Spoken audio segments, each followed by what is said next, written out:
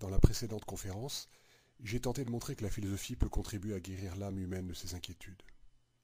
Je me suis pour cela inspiré d'Épicure, un philosophe grec de l'Antiquité. Pour Épicure, les êtres humains peuvent apaiser leur âme et donc vivre heureux s'ils prennent conscience que les dieux ne sont pas à craindre, que la mort ne nous concerne pas, et que nous pouvons nous contenter de satisfaire des besoins simples et peu nombreux, ce qu'Épicure appelle les désirs naturels. Mais nous avons vu que cette théorie est discutable. Le dernier point en particulier pose problème. En effet, il semble qu'il y ait dans l'être humain quelque chose qui le pousse à sortir des limites étroites que la nature lui a données. Nous ne pouvons pas nous contenter de satisfaire les besoins de notre organisme, ni même de vivre dans un cercle restreint d'amis. Nous avons le sentiment qu'une vie aussi routinière, aussi banale, aussi répétitive, serait dépourvue de sens et d'intérêt. En effet, nous avons en nous une curiosité qui nous pousse à agrandir notre connaissance. Nous avons aussi une créativité artistique et technique. Nous avons enfin une soif de justice qui nous pousse à refuser le monde tel qu'il est. Alors, est-ce que ça veut dire que nous sommes condamnés à être perpétuellement frustrés, insatisfaits? Est-ce qu'il faut considérer comme totalement illusoire l'idée épicurienne d'une vie sereine, une vie où l'on profite du moment présent sans être torturé par la peur de l'avenir? Je vais tâcher de vous convaincre du contraire. Je vais essayer de vous montrer qu'on peut mener une vie épanouie, une vie paisible, sans pour autant se contenter de satisfaire de besoins primaires. Je vais essayer de vous montrer qu'on peut vivre pleinement dans le moment présent, sans pour autant se laisser enfermer dans une routine sclérosante. Pour soutenir cette thèse, je vais m'appuyer sur un philosophe déjà ancien, mais tout de même un peu plus proche de nous qu'Épicure. Il s'agit de Hegel, un philosophe allemand qui a vécu au début du XIXe siècle. Sur cette image, on le voit en train de faire cours à ses étudiants à Berlin. Parmi les concepts les plus intéressants de la philosophie de Hegel, je dis bien la philosophie de Hegel et pas la philosophie d'Hegel parce que c'est pas très joli, donc on va essayer de prononcer quand même le H plus ou moins. Donc je répète, parmi les concepts les plus intéressants de la philosophie de Hegel, il y a celui d'infini. Nous avons l'habitude de considérer que le fini et l'infini sont deux choses que tout oppose, et qu'elles sont donc irréconciliables. Ce qui est infini ne peut pas être fini, tout comme ce qui est fini ne peut pas être infini. C'est en ayant cette idée en tête que nous avons l'impression que le bonheur est complètement hors de notre portée. Nous nous disons en effet, pour être heureux, il faut vivre pleinement le moment présent, c'est-à-dire se limiter à une occupation bien précise, se contenter d'une satisfaction finie. Finie, ça veut dire limitée ici. Et en même temps, nous avons le sentiment que l'être humain est perpétuellement en train de dépasser ses limites et qu'il ne peut pas rester figé dans la même routine. Autrement dit, il semble bien que nous ayons soif d'infini. Par conséquent, pour être heureux, nous devrions nous limiter et en même temps dépasser toute limite. Nous aboutissons ainsi à une contradiction. Et comme tout ce qui est contradictoire est absurde, nous avons démontré par l'absurde que le bonheur est impossible.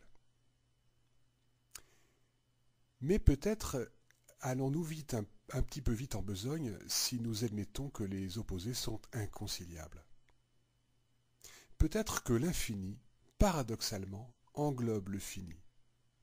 Autrement dit, il n'y aurait pas d'un côté le fini, de l'autre côté l'infini, mais peut-être que le fini serait inclus, compris dans l'infini. Encore faut-il penser correctement ce fameux infini. Pour Hegel, il est très important de distinguer l'infini véritable du faux infini. Souvent, quand nous parlons d'infini, nous nous représentons un idéal inaccessible, situé au-delà de notre monde. Beaucoup d'élèves, quand ils essaient de définir la liberté en cours de philo, disent que la liberté consiste à n'avoir aucune limite. Une liberté limitée, disent-ils, n'est pas une véritable liberté. Si je ne peux pas faire ce que je veux, quand je veux, où je veux, je ne suis pas libre. Par conséquent, la liberté ne serait pas de ce monde, puisque dans ce monde, il y a forcément des limites, on ne peut pas faire tout ce qu'on veut, il y a des lois, mais il y a également des limites physiques, hein, on ne peut pas voler, et même quand on vole en avion, ben, il faut quand même de l'énergie, etc., etc. Donc la liberté, par définition, serait un idéal inaccessible, elle serait hors de notre monde. De la même manière, plusieurs philosophes se sont représentés Dieu comme un être infiniment sage, infiniment bon, infiniment puissant et infiniment heureux, et ils en ont conclu que ce Dieu est hors de notre monde. Il est transcendant, c'est-à-dire à la fois extérieur au monde et supérieur au monde. Il y aurait ainsi un gouffre infranchissable entre l'homme, cette créature finie, limitée, et Dieu, cet être qui ne connaît aucune limite. Mais comme le remarque Hegel, cette manière de penser n'est pas très logique. En faisant de l'infini ce qui est au-delà du fini, ce qui est à l'extérieur des frontières du fini, on en fait quelque chose de fini, justement. Le fini et l'infini seraient comme deux pays séparés par une frontière, comme la France et l'Allemagne ou l'Argentine et le Chili. D'un côté, il y aurait le fini, de l'autre, l'infini. Et du coup, non seulement le fini ne peut pas accéder à l'infini, mais l'infini ne peut pas non plus accéder au fini. Autrement dit, l'infini est lui-même limité par une frontière. Il n'est pas vraiment infini. Pour comprendre cette idée, reprenons les deux exemples donnés à l'instant. Si Dieu est séparé du fini, alors cela veut dire qu'il n'y a pas accès, il ne peut pas agir en lui, il ne peut pas agir sur notre monde, ni le connaître en profondeur. Un tel être mérite-t-il vraiment le nom de Dieu? Est-il véritablement infini? Quant à la liberté, essayons de comprendre ce que cela implique pour elle d'être sans limite. Nous avons dit tout à l'heure, je suis libre si je peux faire ce que je veux, où je veux, quand je veux, sans limite.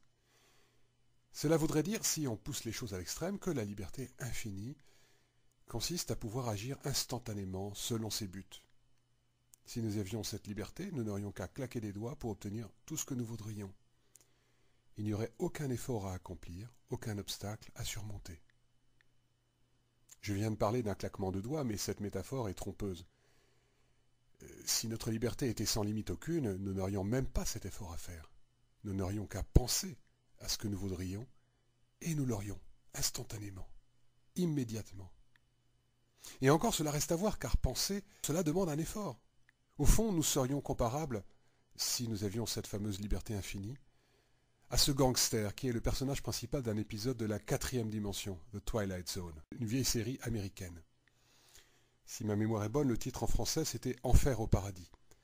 Le titre anglais était, à mon avis, plus intéressant parce que il dévoilait moins la fin. A nice place to visit, un endroit sympa à visiter. Je vous raconte brièvement l'histoire, au risque de spoiler, comme on dit en bon français, la fin. Après un cambriolage qui a mal tourné, le gangster est tué par un policier. Après sa mort, il est conduit par un mystérieux personnage, un certain Pip, le gros monsieur habillé tout en blanc sur la photo là. Il est conduit donc dans un endroit merveilleux où il peut avoir tout ce qu'il désire. Un magnifique appartement, la meilleure nourriture, de belles filles, un casino où il gagne à tous les coups. Le gangster se demande ce qu'il a bien pu faire comme bonne action dans sa vie pour mériter un tel paradis. Au bout de quelques jours cependant, il se rend compte que cette vie est extrêmement ennuyeuse, justement parce qu'elle est dépourvue d'efforts et d'imprévus. Il comprend alors qu'il n'est pas au paradis comme il le croyait, mais, selon l'expression de Pip, de l'autre côté. Ainsi, la liberté apparemment infinie se révèle-t-elle la pire des prisons? L'infini qui exclut toute limite n'est qu'un faux infini. Mais alors, que serait cet infini véritable dont parle Hegel? On pourrait se dire qu'il s'agit d'une rêverie de philosophe, qui n'a aucun rapport avec la réalité. L'expérience semble nous montrer que tout ce qui existe est limité, limité dans l'espace, limité dans le temps. Toute chose finie, parce qu'elle est en contact avec d'autres choses finies, est vouée à interagir avec elle, à se modifier et finalement à disparaître. La réalité, si on y réfléchit bien, n'est qu'un changement perpétuel. Rien n'est vraiment stable. Mais, nous dit Hegel, c'est justement ce changement continuel qui est infini. L'infini n'est pas l'au-delà du fini. C'est le processus par lequel tout ce qui est devient quelque chose d'autre. C'est le processus par lequel toute limite est dépassée. Ce processus lui-même, qui nie toute réalité finie, est lui-même infini. Il est toujours là, présent, égal à soi-même et en même temps toujours différent de soi. Hegel compare le mauvais infini à un segment de droite qui se prolonge indéfiniment. Ce segment aura beau grandir toujours, il sera toujours fini, il n'atteindra jamais l'infini. L'infini véritable, lui, est comparé par Hegel à un cercle. Un cercle est d'une certaine manière fini, il a des limites bien précises. Mais en même temps, il est infini, au sens où il n'a ni commencement ni fin, comme l'Ouroboros, ce que les Grecs appelaient ainsi, c'est-à-dire le serpent qui se mord la queue, et qui est un symbole de l'infini, de l'éternité, mais aussi un symbole du cycle du temps. Vous allez me dire que tout cela est bien abstrait, et que ça ne correspond pas à l'expérience que nous avons de notre existence terrestre. Nous avons plutôt l'impression, en effet, que les choses finies se succèdent les unes aux autres, de manière brutale, par une série de destructions, et que le changement n'est pas ce merveilleux processus continu dont j'en parlais tout à l'heure. Supposons que je casse un verre. Il est clair qu'il y a un lien entre les débris de verre et le verre que je tenais tout à l'heure entre les mains. Il n'empêche que le verre a été détruit de manière irrémédiable, et que ce qui reste, ce ne sont que des fragments. Et cela est encore bien pire lorsqu'il s'agit d'un être vivant, en particulier d'un être vivant et pensant, un être humain. Un seul être vous manque et tout est dépeuplé, disait le poète Lamartine. Et par ce mot être, il n'entendait évidemment pas une chose matérielle comme un verre, mais une personne, et en particulier une personne aimée. La mort introduit une rupture radicale dans le tissu de la réalité. Nous sommes finis, limités par bien des côtés de notre existence, mais en particulier par le fait que nous sommes destinés à mourir, un jour ou l'autre. C'est d'ailleurs ainsi que les Grecs appelaient les êtres humains et les êtres vivants qui n'étaient pas des dieux, les mortels. Nous sommes des mortels. Et pourtant, au cours de notre existence finie, il y a quelque chose d'infini. C'est notre esprit, et plus précisément notre pensée. Certes, notre pensée peut se focaliser sur des choses finies, des choses limitées, comme ce verre cassé qui se trouve devant mes yeux. Mais même lorsqu'elle se limite ainsi à des objets très particuliers, la pensée prend la forme d'idées plus ou moins générales, voire universelles, c'est-à-dire des idées qui peuvent s'appliquer à une infinité de cas possibles dans tout l'univers. J'ai une idée de ce qu'est la matière en général. J'ai une idée de ce que c'est que le verre. Et quand je dis que ce verre s'est brisé, j'ai une idée de ce que signifie se briser de manière générale. La pensée est donc ce qui nous permet de donner une signification générale aux phénomènes que nous percevons en nous et autour de nous. Et c'est la raison pour laquelle il est possible, dans une certaine mesure, d'assimiler la pensée des gens qui sont morts il y a longtemps. Même si je suis loin d'avoir compris toute la pensée de Hegel, il y a quelque chose en elle qui vit encore à travers ma propre pensée. Quand j'ai compris ce qu'il a écrit, et ce qui est loin d'être toujours le cas, sa pensée et la mienne ne font qu'un. Il en va de même pour la pensée d'Épicure, la pensée des savants d'autrefois, mais aussi la pensée de Shakespeare, de Racine, d'Homère, de Balzac. Notre époque est très différente de celle de ces auteurs, et leur culture n'est plus la nôtre. Il y a donc beaucoup de choses qu'ils ont écrites qui nous échappent. Mais il y a tout de même aussi beaucoup de choses que nous comprenons. D'une certaine manière, ces auteurs sont immortels. Comme le dit Descartes, la lecture des bons livres est comme une conversation avec les plus honnêtes gens des siècles passés qui en ont été les auteurs, et même une conversation étudiée en laquelle ils ne nous découvrent que les meilleurs de leurs pensées. L'esprit a donc en lui quelque chose d'infini, au sens où il est universel par sa pensée. La pensée peut, dans une certaine mesure, se communiquer d'un être humain à un autre et survivre à la mort des individus. Pourquoi ? Parce que les idées qui constituent une pensée ont toujours une portée très générale, voire universelle, même lorsqu'elles nous servent à comprendre une situation très particulière dans laquelle nous nous trouvons. Mais si la pensée a en elle quelque chose d'universel, donc d'éternel, cela ne signifie pas qu'elle soit figée dans une sorte de perfection stérile. Comme j'ai essayé de l'expliquer tout à l'heure, l'infini n'est pas quelque chose d'achevé, un idéal de perfection qui existerait quelque part au-delà du fini. C'est un processus. C'est le mouvement même par lequel les choses finies passent les unes dans les autres, se relient les unes aux autres, ou se transforment.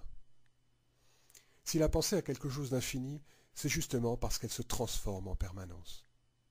Une idée, justement parce qu'elle est limitée, en appelle une autre, et ainsi de suite.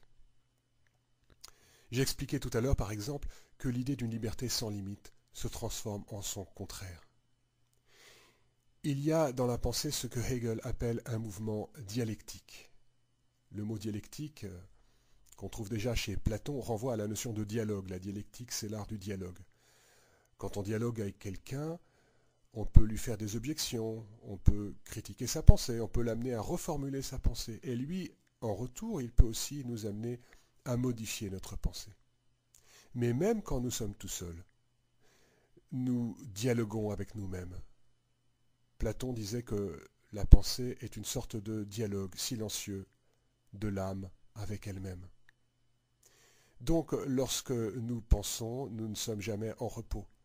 Nous dialoguons avec nous-mêmes et nous progressions. Nous progressons, si possible, en direction de la vérité, même si nous n'y arrivons pas toujours. Toute idée finie, nous dit Hegel, se transforme d'elle-même en son opposé, parce qu'elle se définit justement par cet opposé. La liberté, qui exclut toute limite, par exemple, devient elle-même la pire des prisons, on l'a vu tout à l'heure. La liberté véritable n'est donc pas l'absence de limites, mais l'activité qui consiste à se donner à soi-même des limites, à s'autodéterminer, à agir dans une certaine direction pour accomplir ses propres buts. Dans cette dialectique de la liberté, on voit que la pensée dialogue avec elle-même. Elle ne reste pas à une idée première, elle se fait une objection à elle-même et elle précise la définition de la liberté, elle la complète, elle l'enrichit, en direction d'une définition qui est plus vraie. J'aimerais revenir un petit peu sur cette notion de liberté. Elle va nous permettre de mieux comprendre ce que c'est que cet infini qui est en même temps à l'intérieur du fini. La liberté, elle peut prendre la forme d'une pensée philosophique, d'une pensée abstraite, d'une pensée scientifique. Mais elle peut également prendre la forme d'une pensée artistique. Quand quelqu'un fait de l'art, quand quelqu'un crée une œuvre d'art ou une performance artistique, par exemple une danse ou l'interprétation d'un morceau de musique, eh bien, il crée une œuvre ayant des contours bien particuliers ou bien une performance qui a des limites bien particulières. Par exemple, un sculpteur va créer une sculpture ayant des contours bien définis. Un danseur va donner à son corps un mouvement très particulier.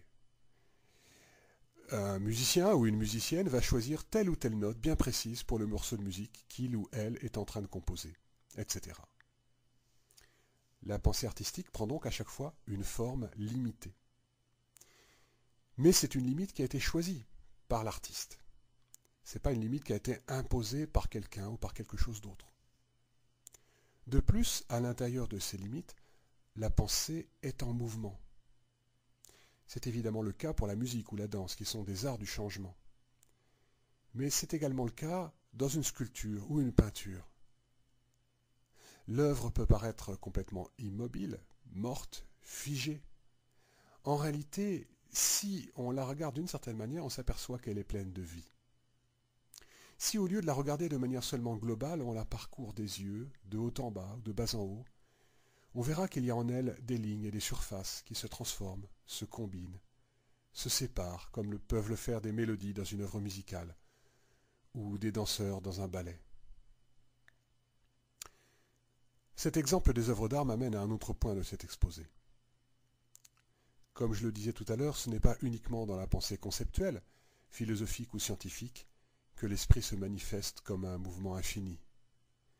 Dans l'art, en effet, la pensée se présente généralement sous la forme d'une intuition, c'est-à-dire à travers la contemplation d'une réalité qui est présente actuellement à nos sens, dans un lieu et un moment déterminé. Quand j'écoute une musique, je ne pense pas à des idées plus ou moins abstraites, comme en mathématiques ou en philosophie. Je perçois la pensée de l'artiste à travers des mélodies ou des harmonies que j'entends à l'aide de mes oreilles. La pensée n'est pas séparée ici de son support sensible. Il en va de même pour la peinture, où la pensée s'exprime à travers des formes colorées. Nous pouvons donc avoir une intuition de l'infini, de l'universel, à travers la contemplation de choses matérielles et sensibles. Et cela ne vaut pas seulement pour les œuvres d'art. Comme je l'ai dit plus haut, notre intuition de la réalité est liée à l'espace et au temps.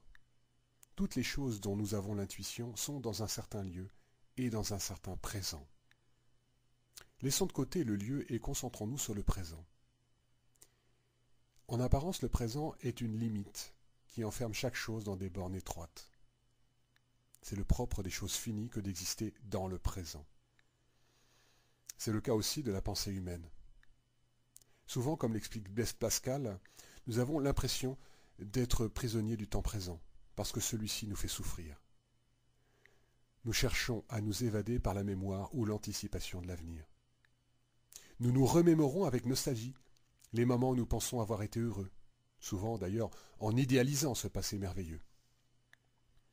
Nous nous projetons dans un avenir que nous espérons meilleur. Et même lorsque le présent nous plaît, explique Pascal, nous cherchons à le retenir. Nous nous projetons déjà dans l'avenir en nous disant « Ah, comme j'aimerais que ce moment dure toujours. Comment faire pour le prolonger ? Ou pour revivre à l'avenir de tels moments ?» Par conséquent, conclut Pascal, nous ne vivons jamais le moment présent. Je cite la fin du texte que je viens de paraphraser. Nous ne pensons presque point au présent. Et si nous y pensons, ce n'est que pour en prendre la lumière, pour disposer de l'avenir. Le présent n'est jamais notre fin, c'est-à-dire notre but. Le passé et le présent sont nos moyens. Le seul avenir est notre fin. Ainsi, nous ne vivons jamais, mais nous espérons de vivre. Et, nous disposant toujours à être heureux, il est inévitable que nous ne le soyons jamais. Autrement dit, notre esprit est toujours tourné vers le passé et surtout vers l'avenir. Au lieu de vivre pleinement le temps présent, nous en faisons un moyen pour préparer l'avenir, pour atteindre un but imaginaire. C'est donc, paradoxalement, notre recherche du bonheur qui nous empêche d'être heureux. Nous sommes tendus vers l'avenir au lieu d'être détendus. Nous nous soucions du lendemain au lieu d'être insouciants. Mais quittons Pascal et revenons à Hegel. Ce dernier, à la suite de saint Augustin, nous invite à nous concentrer sur le moment présent, à vivre cette expérience à la fois banale et énigmatique. Mais qu'est-ce qu'il faut entendre par moment présent ? Souvent, quand nous employons le mot « maintenant », nous voulons dire « aujourd'hui »,« de nos jours » ou encore « l'heure que nous sommes actuellement en train de vivre ». Mais si on y réfléchit bien, l'heure actuelle, l'heure que nous vivons actuellement, elle est déjà en partie passée. Elle s'est en partie écoulée déjà. Et comme elle n'est pas terminée, elle est aussi en partie à venir. Au fond, l'immense majorité de cette heure, elle est soit passée, soit à venir. Enlevons de cette heure tout ce qui est passé et tout ce qui est à venir. Alors qu'est-ce qui reste ? Rien, rien qu'un instant qui ne dure pas. Un instant qui disparaît aussitôt qu'il apparaît. Essayons de saisir cet instant présent. Dès que nous croyons le tenir, nous nous apercevons qu'il est déjà passé. Nous prenons alors conscience, explique Hegel, que le présent n'est pas une chose singulière, enfermée dans des limites stables. C'est un ensemble vaste qui englobe une infinité de présents. Ou, pour dire les choses autrement, il y a un unique présent qui se transforme en permanence en passant par une infinité de formes particulières. Ce présent est identique à soi, c'est toujours le même présent, et pourtant, il change en permanence. Il est fini car chaque présent est distinct des autres, et il est voué à disparaître, et en même temps, si je puis dire, il est infini, car il renaît toujours de ses cendres. Cette expérience du temps qui passe m'amène au dernier point de cet exposé. Lors de la précédente conférence, j'ai dit que la philosophie était une sorte de thérapie de l'âme, ou du moins qu'elle pouvait le devenir si on la pratiquait à la manière des anciens Grecs et des anciens Romains. Il ne suffit pas d'avoir lu une fois un livre de philosophie pour être guéri de ses inquiétudes. Il faut s'en imprégner. Comme le dit Épicure, il faut méditer là-dessus, exercer son esprit à penser correctement, à se débarrasser de ses mauvaises habitudes intellectuelles. Il faut chasser progressivement les préjugés pour être habité par un discours de vérité. Mais cette méditation philosophique n'exclut pas d'autres formes de méditation. J'aimerais ici vous parler en quelques mots de l'une d'entre elles que je pratique depuis quelques années. Ici, on me voit devant un stage dans un monastère bouddhiste au Tibet. Cette méditation, c'est ce que les anglophones appellent mindfulness, c'est-à-dire le fait d'avoir l'esprit rempli, de ne plus avoir de vide, de manque à l'intérieur de son esprit. En français, on introduit ce mot par pleine conscience. La méditation de pleine conscience, ou méditation en pleine conscience, est quelque chose de très ancien, et on la trouve notamment dans le bouddhisme. Mais elle a été popularisée et redéfinie par Jon Kabat-Zinn. Jon Kabat-Zinn, c'est un biologiste moléculaire qui est également professeur émérite de médecine aux États-Unis. Il a découvert la méditation notamment avec des maîtres bouddhistes. Et puis il a mis de côté l'aspect religieux de cette pratique afin d'en faire une méthode qu'on pourrait dire médicale visant à réduire le stress. Si vous voulez l'entendre expliquer lui-même son histoire et en quoi consiste la forme de méditation qu'il a mise au point, je vous invite à visionner la conférence qu'il a donnée à Strasbourg il y a 4 ans et qu'on peut trouver facilement sur l'internet avec les mots-clés Kabat-Zinn et Strasbourg. La capture d'écran que vous voyez là montre un extrait de cette conférence. Maintenant, je vais tâcher de définir en quelques mots en quoi elle consiste, cette fameuse méditation de pleine conscience. En gros, il s'agit de faire l'expérience décrite par Hegel, c'est-à-dire se concentrer sur le moment présent. Seulement, au lieu de faire cette expérience une fois pour en tirer un enseignement conceptuel, pour en écrire éventuellement, pour écrire à partir de là un livre de philosophie, il s'agit de répéter cette expérience régulièrement, tous les jours, voire 2 ou 3 fois par jour. Quelle durée, me direz-vous? Combien de temps ça doit durer une méditation? Il n'y a pas vraiment de réponse déterminée, la durée est variable. Il peut y avoir de courtes méditations, d'une à 2 minutes, pardon. Et ces courtes méditations peuvent être très utiles quand on se sent submergé par le stress. Mais bien souvent, ces méditations durent plus longtemps. 1/4 d'heure, 20 minutes, une demi-heure, 1 heure. C'est à chacun de faire en fonction de ses possibilités. Aucune posture particulière n'est obligatoire. Kabat-Zinn, on le voit sur la vidéo, s'assoit en tailleur, mais il dit aussi qu'on peut faire ça debout, en marchant, assis, sur une chaise, ou même la tête en bas si on préfère. L'essentiel, c'est qu'on se sente assez bien pour pouvoir se concentrer sur le moment présent, sur ce qu'on est en train de vivre, juste là, maintenant. Mais vous allez me dire, qu'est-ce qu'on est en train de vivre? Qu'est-ce qu'on fait? Si on ne fait rien, on ne vit plus, puisqu'on est là, assis, à ne rien faire. Eh bien, ce n'est pas tout à fait exact. En réalité, il se passe plein de choses quand on est assis ou debout à ne rien faire, en apparence. Par exemple, on respire. Méditer, ça peut être prendre conscience de sa respiration, faire attention à cet acte que nous faisons habituellement sans du tout en avoir conscience. On peut ainsi prendre conscience de l'air qui entre dans le nez, remplit les poumons, puis est expiré. On peut prendre conscience des mouvements de la poitrine ou du ventre que cette respiration entraîne. On peut prendre conscience, progressivement, des sensations de chacun de ses membres, en allant de la tête aux pieds, ou vice-versa. On peut aussi prendre conscience des bruits environnants. Vous voyez, en réalité, il se passe plein d'événements, à la fois à l'intérieur de nous, dans notre corps, dans notre esprit aussi, et aussi à l'extérieur de nous. J'oubliais une chose importante. Dans la mesure du possible, quand on médite, on essaie de ne pas porter de jugement sur ce qu'on est en train de vivre. On essaye aussi d'être bienveillant envers soi-même. Alors qu'est-ce que ça veut dire ne pas porter de jugement? D'abord, je précise une chose, ces jugements peuvent être positifs ou négatifs. Eh bien, on essaiera de ne pas en former dans son esprit. On n'y arrivera jamais totalement. Il y a des jugements qui spontanément vont apparaître, mais on va essayer de ne pas trop s'y attacher. Un exemple de jugement, eh bien, ça pourrait être un jugement sur la méditation qu'on est en train de faire. On aura tendance, quand on médite, à se dire, est-ce que je suis en train de faire une bonne méditation? Est-ce que ma méditation est réussie? Est-ce que je fais bien les choses comme il faut, comme mon maître m'a enseigné? Et du coup, on aura tendance à s'attribuer une note, bonne ou mauvaise.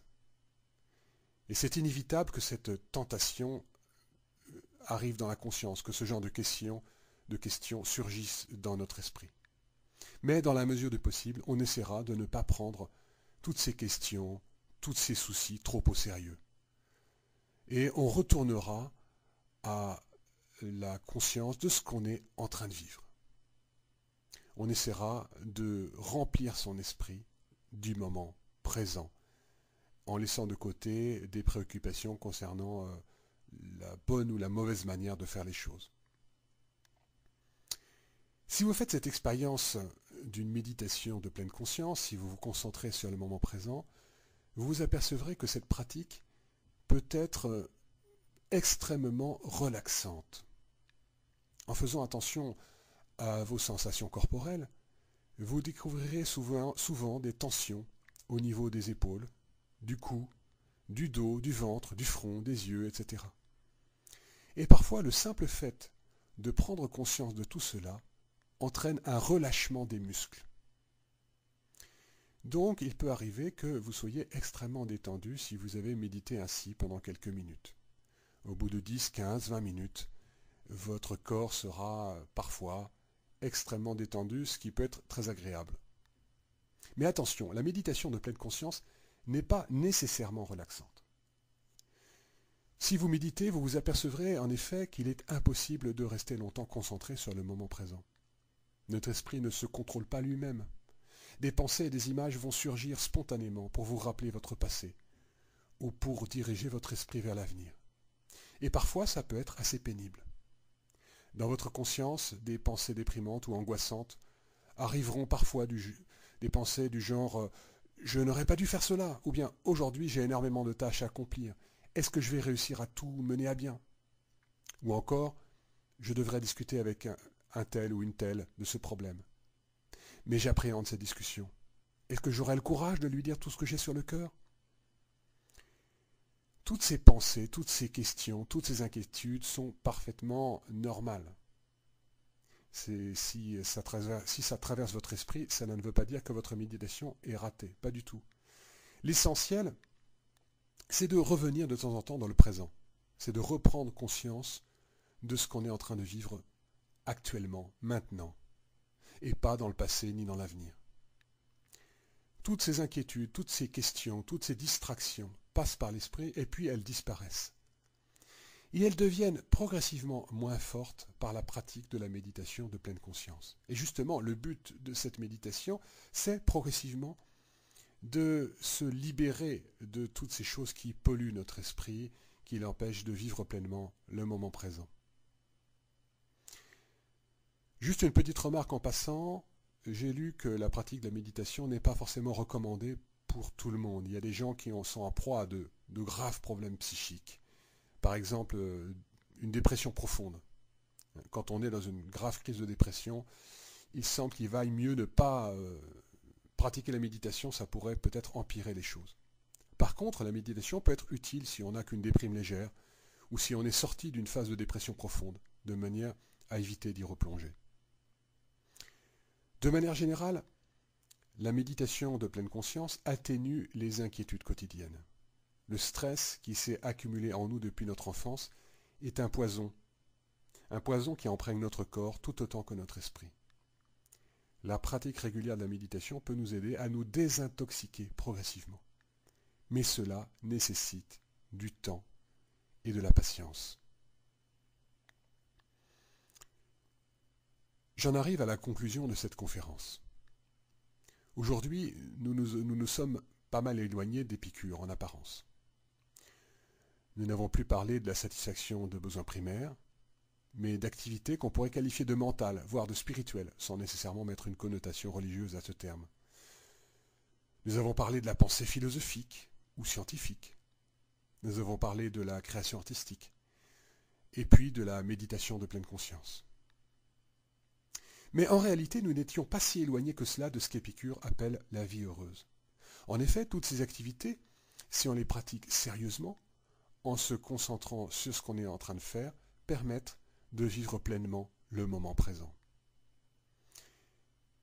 Est-ce que ça signifie que nous avons enfin trouvé la clé du bonheur? Eh bien, pas forcément. On pourrait en effet se demander s'il n'est pas imprudent de se concentrer sur le moment présent. En effet, ne faut-il pas préparer l'avenir, anticiper les catastrophes? Une des raisons pour lesquelles le Covid-19 fait actuellement moins de ravages en Allemagne qu'en France, d'après un article que j'ai pu lire sur Mediapart, c'est que l'épidémie y a été anticipée. Dès janvier, en Allemagne, on a commencé à fabriquer des tests, etc. Alors qu'en France, semble-t-il, on a été beaucoup moins préparé. Se préoccuper seulement du présent serait donc suicidaire. Par ailleurs, on pourrait se demander si la recherche du bonheur, telle que je l'ai présentée jusqu'à présent, n'a pas quelque chose d'égoïste. Pratiquer la philosophie, une activité artistique ou la méditation, n'est-ce pas se contenter d'un petit bonheur personnel, se renfermer sur soi-même? Vouloir libérer l'âme de tout souci, n'est-ce pas refuser de se soucier des autres? N'est-ce pas être complice, par sa passivité, des injustices que subissent nos semblables? Vivre pleinement le moment présent, n'est-ce pas au fond se satisfaire du monde tel qu'il est, alors que ce monde connaît d'immenses problèmes écologiques, sociaux, politiques, économiques et sanitaires? J'essaierai de répondre à toutes ces questions dans une prochaine conférence.